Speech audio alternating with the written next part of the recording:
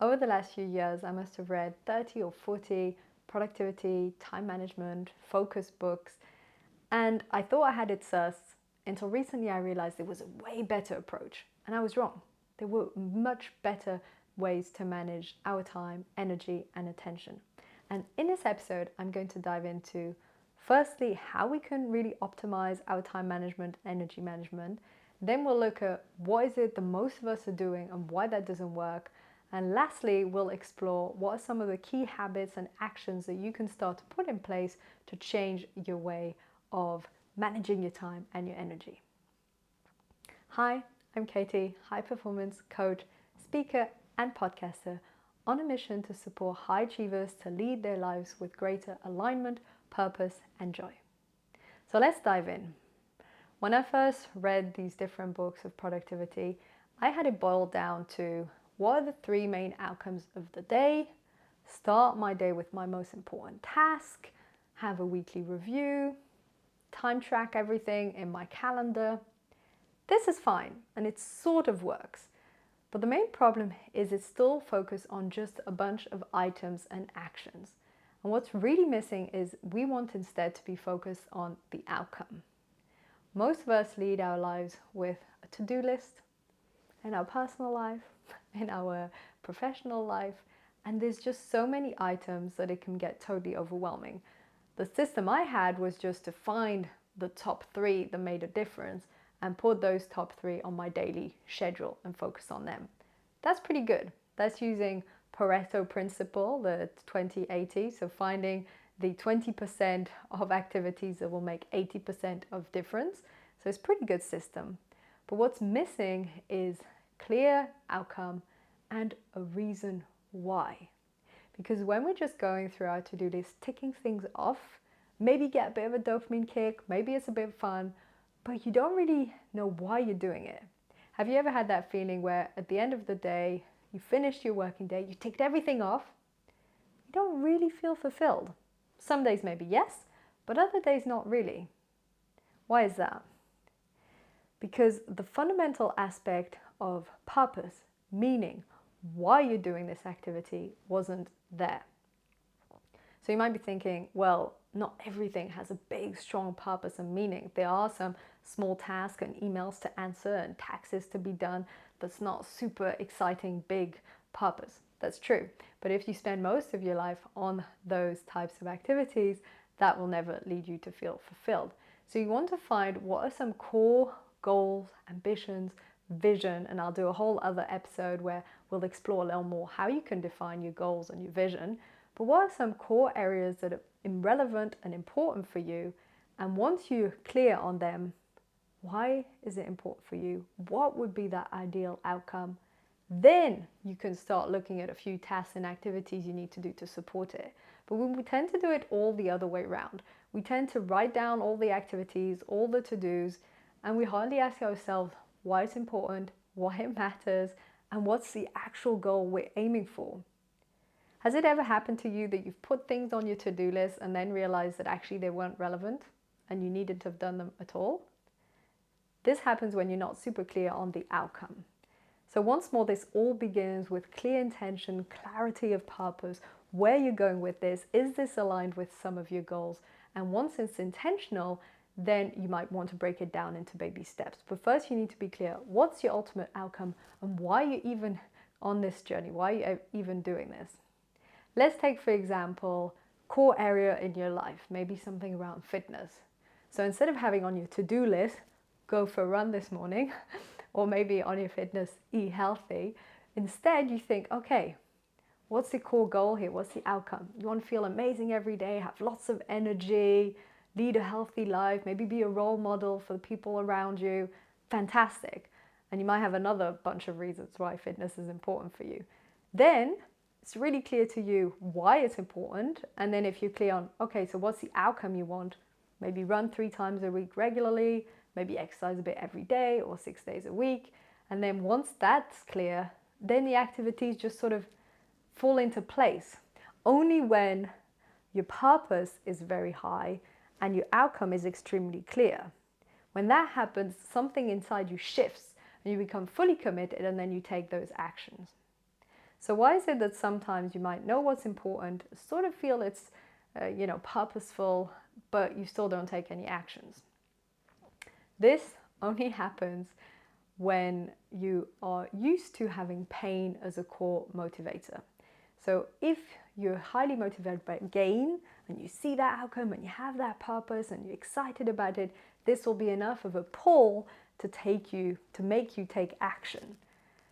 But most people are motivated by pain, and that's fine. But then in your purpose, you want to both embrace the gain that you will get out of the goal, but also the pain. So if you don't take action on your fitness goal, or if you don't progress with some important aspect in your work, what will be the consequences?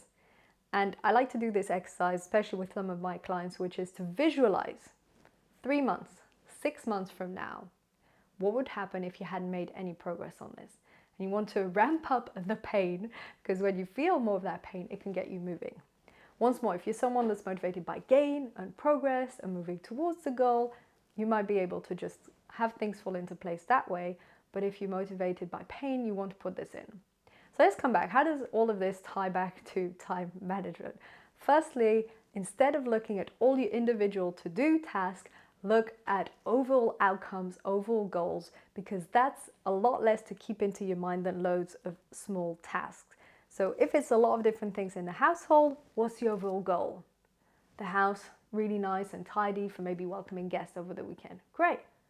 And why is that important for you? Well, you're really excited to welcome these guests at home.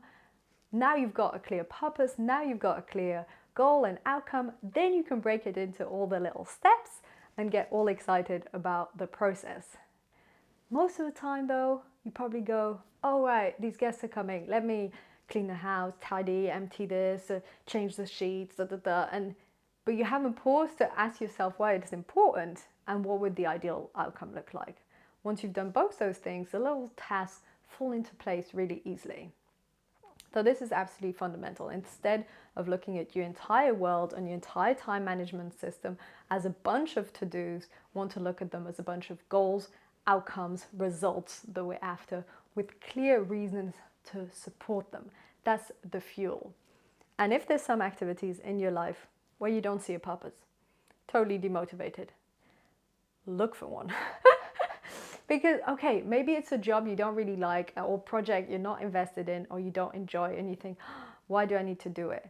Find something that's important. If anything, keeping your job, or still, maybe earning that extra money. It's not as great. It's extrinsic motivation and not intrinsic, but it's still better than no purpose. So anything that you find not that enjoyable, maybe you don't really like maintaining your household, maybe there's a project you don't like at work, try and find some sort of reason why you're doing it in the first place. Even just pausing and thinking, what can I learn from this experience?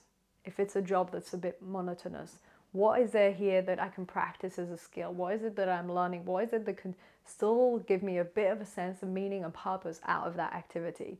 This will help you to feel more aligned with the activity and will give you that extra fuel. Running my own business, many times there's been activities I didn't enjoy doing that much. I absolutely love the podcasting, the coaching, giving workshops, the keynote speaking, but I don't always like editing videos or writing newsletters or doing some social media posts. But then if I remember the purpose, that through the social media posts, I can make a difference to people's lives or have an impact, share the message with the world, that is just another way of communicating this. Same with the newsletters. This shifts my entire perspective and it helps me to reconnect with those activities and not let them feel like a burden. Incidentally, there's a high likelihood that if you're burning out or you're super overwhelmed, it's because your perspective on all the tasks that you're doing is that you should be doing them and not that you generally want to. If you're able to shift from should to I get to do this, life-changing, seriously life-changing. If you go from, oh, I should tidy and clean the flat to I get to tidy and clean the flat, it's just a totally different perspective. And you'll think, well, how do you get to do that? Well, you could compare it with someone who has disabilities and wouldn't be able to do it as well. You can think of someone who wouldn't have a roof over their home and they wouldn't have a flat to clean or to tidy, and suddenly you see that activity as a privilege. Same in your work. You can think of you being unemployed or not having a work. Or if you are unemployed, you could see getting the opportunity to apply to jobs is something that not everyone can do, etc. So it's really all about reformulating that perspective and seeing it as, I get to do this, right? And this is, it's such a relief when you finally shift that perspective and you don't just think that you should do things. So let's come back to what we've been saying so far. So we want to look at having outcomes, goals with a clear purpose, clear fuel behind them, then breaking them down into different activities.